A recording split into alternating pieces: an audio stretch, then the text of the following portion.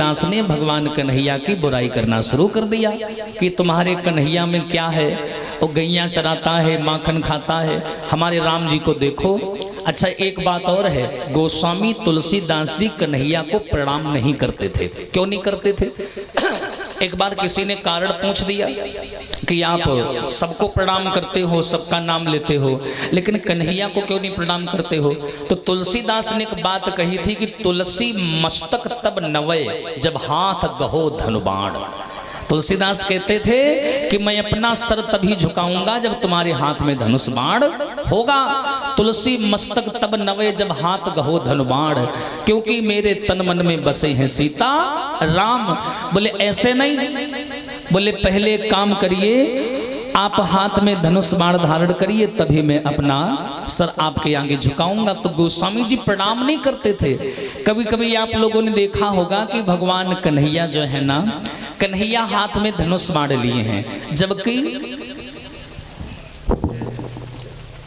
जबकि समाज के लोगों द्वापर युग में भगवान कन्हैया का धनुष बाण से कोई संबंध नहीं है।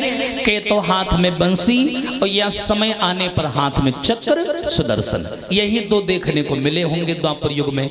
धनुष बाण कन्हैया के हाथ में नहीं देखा होगा आपने, लेकिन कैलेंडर वगैरह या कहीं कहीं कन्हैया की तस्वीर देखी होगी जो हाथ में धनुष बाण लिए हैं।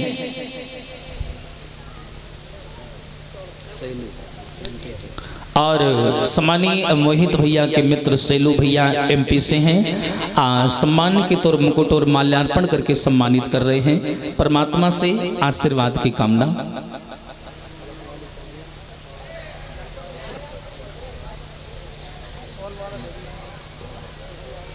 और सभी कलश वाली बहनाएं और मोहित भैया के सभी परिवार के सभी सातों सदस्य निवेदन है बाहर आ जाएं, सबका सम्मान करेंगे।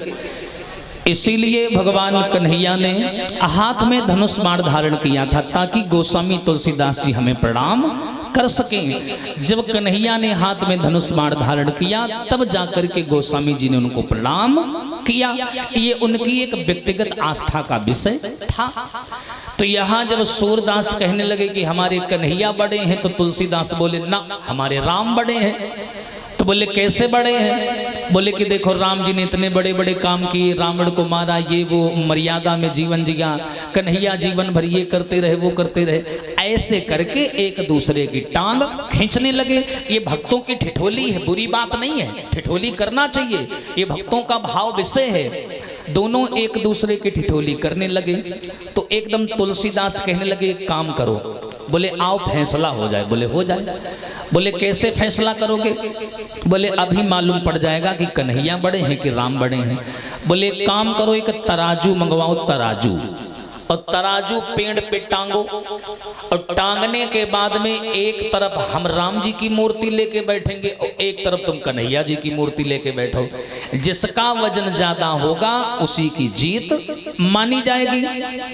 तो इतनी बात सुनी तो सूरदास कहने लगे तब तो तुम पक्का हार जाओगे। बोले क्यों? बोले हमारे कन्हैया ने 5 दिन की उम्र में पूतना को मार डालो, तो हाँ तुम हार जाओगे।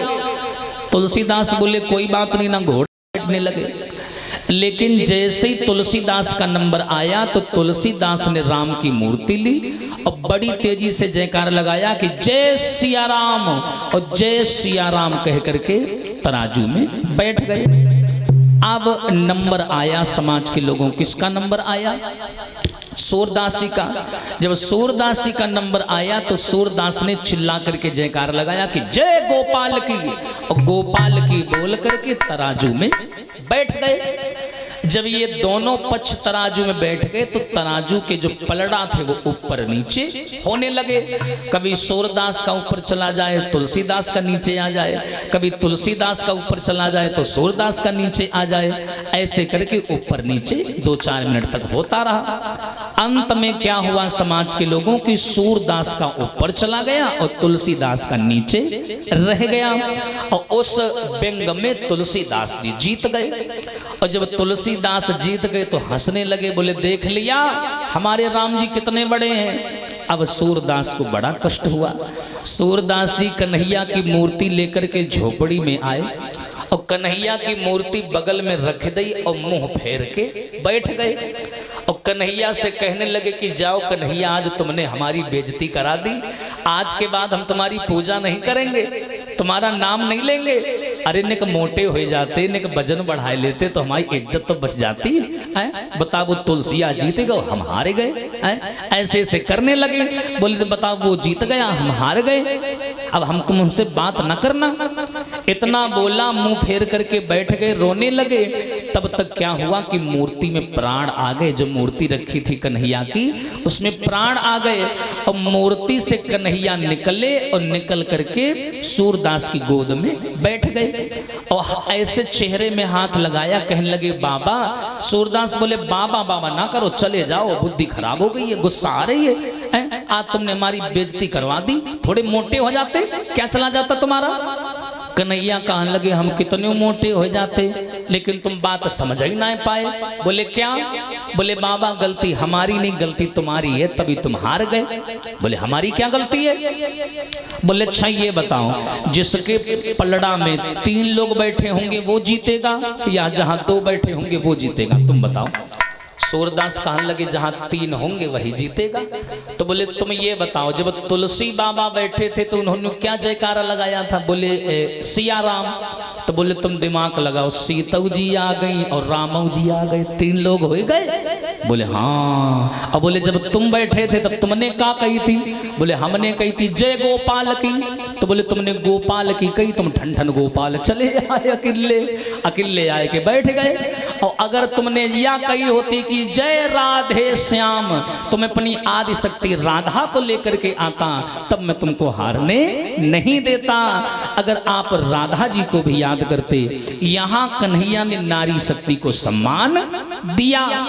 ये भक्त और भगवान की ठिठोली है समाज के लोगों। बोलिए सच्चिदानंद भगवान की।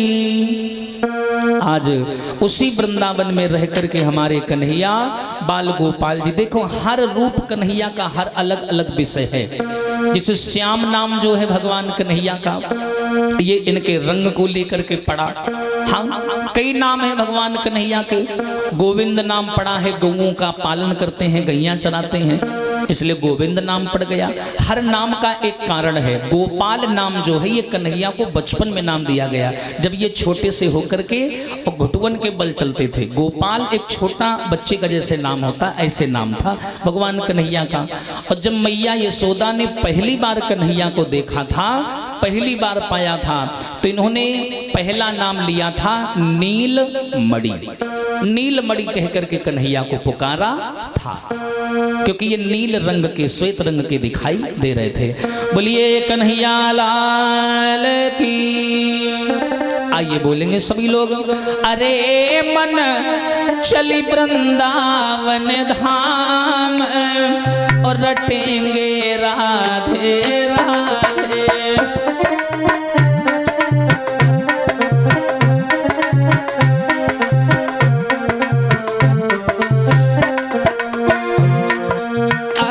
मन चली वृंदावन धाम रटेंगे राधे राधे।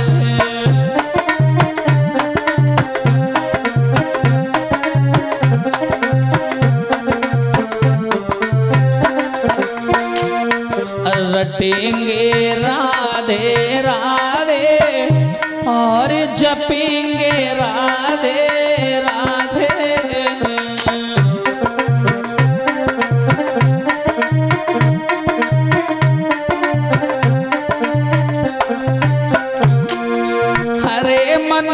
चली वृंदावन धाम रटेंगे राधे राधे।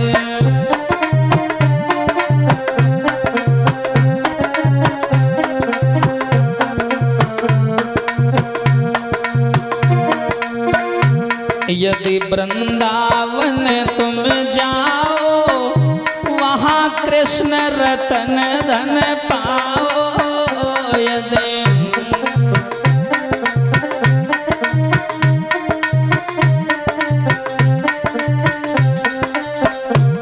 यदि वृंदावन तुम जाओ, वहाँ कृष्ण रतन धन पाओ। यदि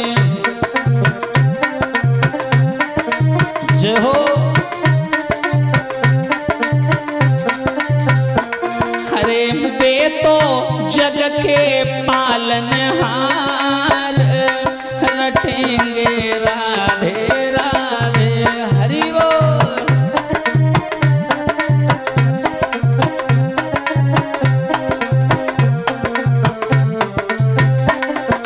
हरे मन चली वृंदावन धाम रटेंगे राधे राधे।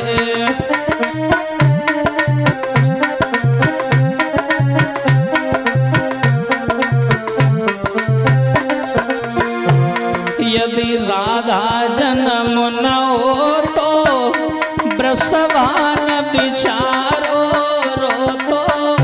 यदि राधा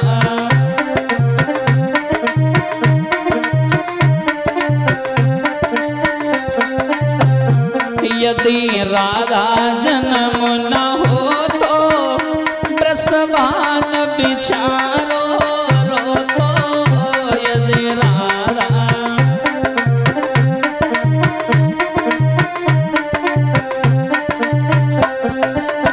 और अरे नहीं हो तो कृष्ण अवतार रटेंगे राधे राधे।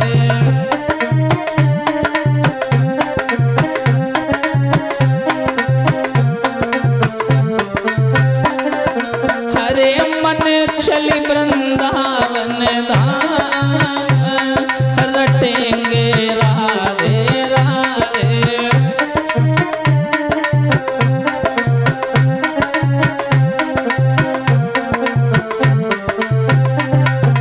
हरे मन चली वृंदावन धाम रटेंगे राधे राधे।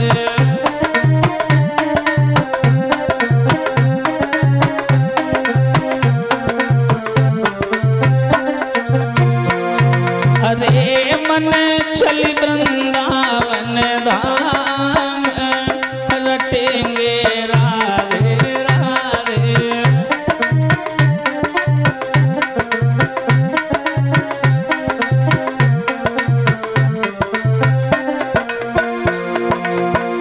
और झूम जाइए सभी लोग ताली बजा करके भाव से जय हो। हरे आई जाओ कृष्ण कन्हैया तू ही तो बंसी को बजैया रे। तू ही मुरली को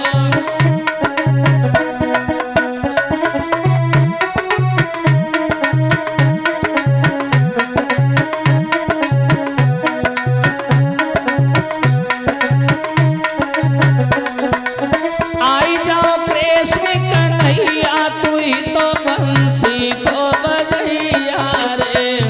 तू ही मुरली को बजैया रे।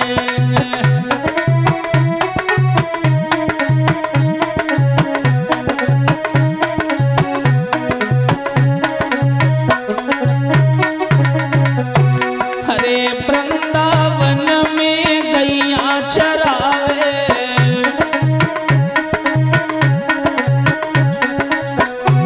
हरी माखन लूट लूट के खावे।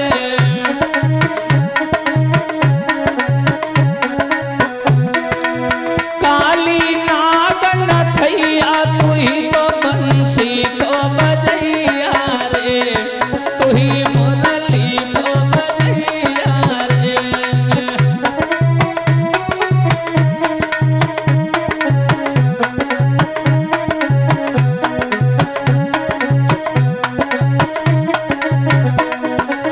आई जाओ कृष्ण कन्हैया तू ही तो मुरली को बजैया रे। तू ही बंसी को बजैया रे।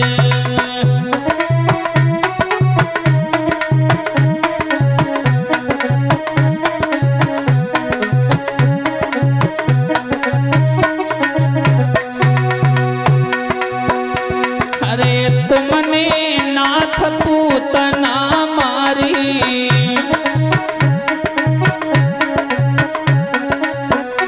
अरे तेरो नाम पढ़ो बनवा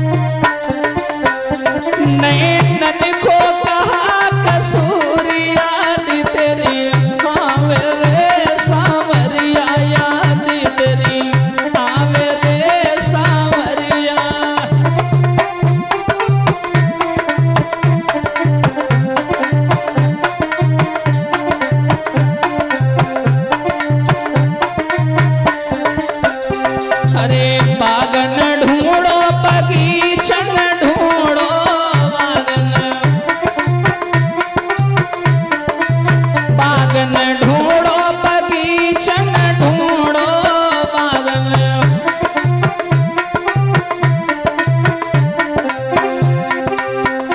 मालिनिया को कहा कसूरिया दी तेरी आवे रे सांवरिया याद तेरी आवे रे सांवरिया।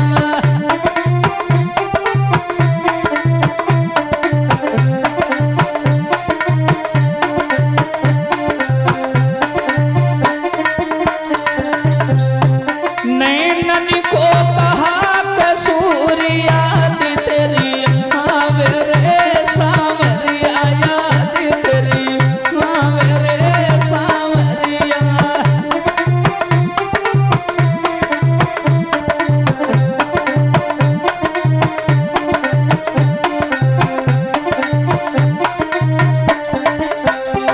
अरे ताल न ढूंढो तलैया न ढूंढो ताल न, हाँ ताल न ढूंढो तलैया न ढूंढो ताल न।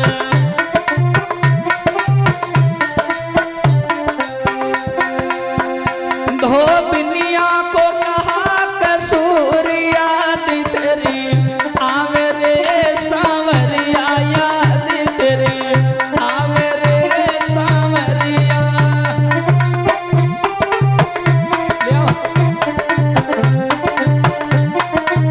भैया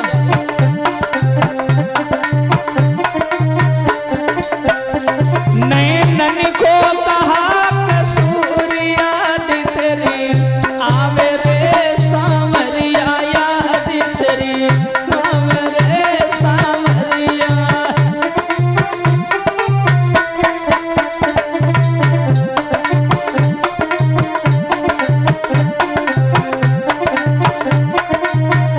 बोलिए सच्चिदानंद भगवान की, श्रीमद् भागवत महापुराण की जय जय श्री राधे श्याम। भगवान श्याम सुंदर वृंदावन में आने के बाद बड़ी सुंदर सुंदर बाल लीलाएं करते हुए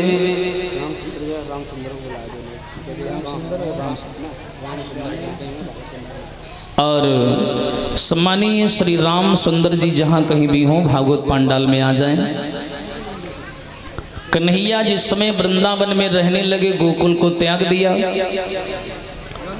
ये सूचना अभिमानी कंस को मालूम पड़ी तो उसको ये लगा कि ये गोकुल वाले हमारे डर की वजह से वृंदावन में रहने लगे। सने सने भगवान कन्हैया बड़ी सुंदर लीलाएं करते हैं समाज के लोगों। सावन का महीना आ गया, सावन के महीना में उस वृंदावन की गोपियां क्या करती हैं, जाती हैं और यमुना जी में स्नान करती हैं। और स्नान करने के बाद में वहीं भगवान शंकर का एक मंदिर बना है और उस मंदिर में जाकर के सावन के महीना में भगवान शंकर की पूजा करती थी। लेकिन समाज के लोगों ये गोपियां करती क्या हैं, वस्त्र उतार करके नग्न अवस्था में पानी के अंदर नहाती थी। तो भगवान कन्हैया को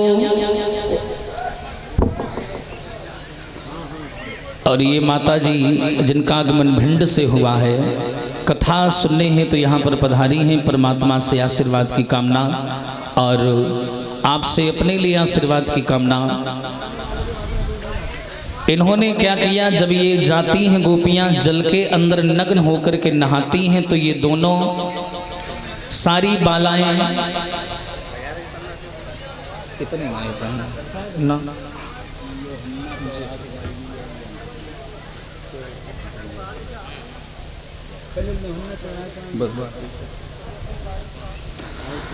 तो ये गोपियां जल में जब स्नान करती हैं तो स्नान करने के बाद में दोनों हाथ जोड़ करके भगवान कृष्ण को याद करती हैं। एक दिन ऐसा हुआ कि ये गोपियां जल में स्नान कर रही थी नग्न अवस्था में। तो ये गोपियां कन्हैया को हाथ जोड़ करके बुलाने लगी, तो भगवान कन्हैया नहाते नहाते गोपियों के सामने प्रकट हो गए। जब गोपियों के सामने प्रकट हो गए तो गोपियां कहने लगी, मोहन तुमको मालूम नहीं, हम गोपी नगिन नहाती हैं, और मेरे सम्मुख ऐसे ठाड़े हो, क्या तुम्हें लाज नहीं आती है। गोपियां कहने लगी, तुम हमारे सामने ऐसे खड़े हो, तुम्हें लाज नहीं आती, शर्म नहीं आती? हम गोपियां नहा रही हो, खड़े खड़े देख रहे हो। कन्हैया कहने लगे, तो बढ़िया है, पहले तो धरि धरि ध्यान तुम्हें, और हमको यहाँ बुलाती हो, और जब मैं सम्मुख आ जाता हूँ तो मुझे बेशर्म बताती हो। कन्हैया बोले, पहले तो ध्यान धर के तुम बुलाती हो, और जब हम आते हैं तो हमें बेशर्म कहती हो। कोई बात नहीं है, कल बताएंगे कि हम बेशर्म हैं कि तुम बेशर्म हो। इतना कहकर के कन्हैया घर चले आए। अगला दिन जैसी लगा कि गोपियां जाने वाली थी नहाने के लिए, उससे पहले ही कन्हैया चले और जाकर के जहां गोपियां नहाती थी वहां झाड़ी में छुप के बैठ गए।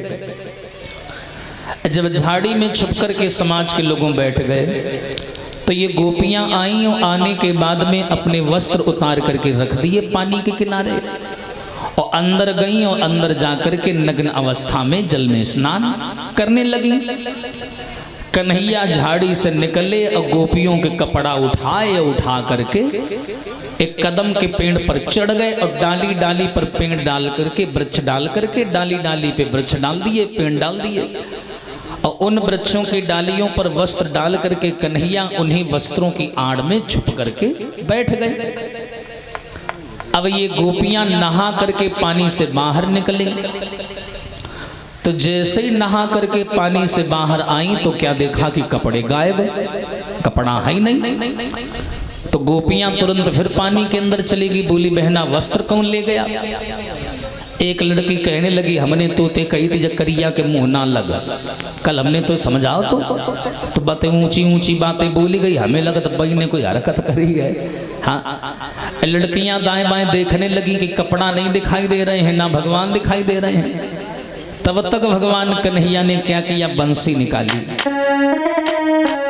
और बंसी निकालने के बाद में उसी कदम के पेड़ पर चढ़े बैठे थे। बैठे बैठे कन्हैया ने क्या किया, अरे बांसुरिया दई बजाए रे मोहन, और बैठी कदम की डार, अरे बांसुरिया दई बजाए रे मोहन, बैठी कदम की डार।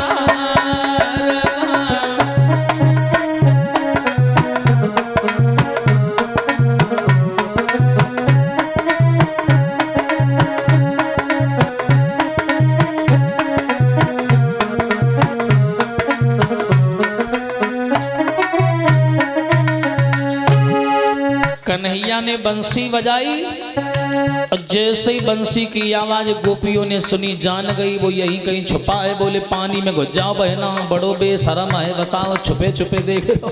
हाँ, गोपियां जल में घबरावे,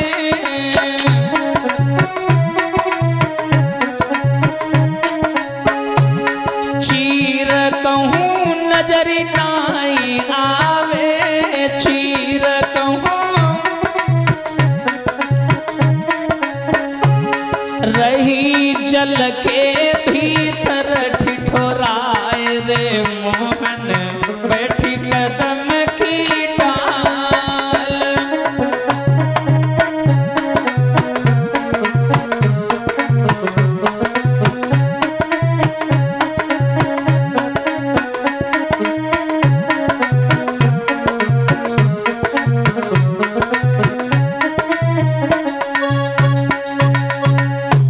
जैसे ही कन्हैया ने बंसी बजाई, गोपियां पानी के अंदर से चिल्लाने लगी, कलश वाली बहनाएं बाहर आ जाएं, कलश वाली बहनाएं। जैसे ही बंसी बजी गोपियां घबरा गई, बोली, ये कौन सा तरीका है?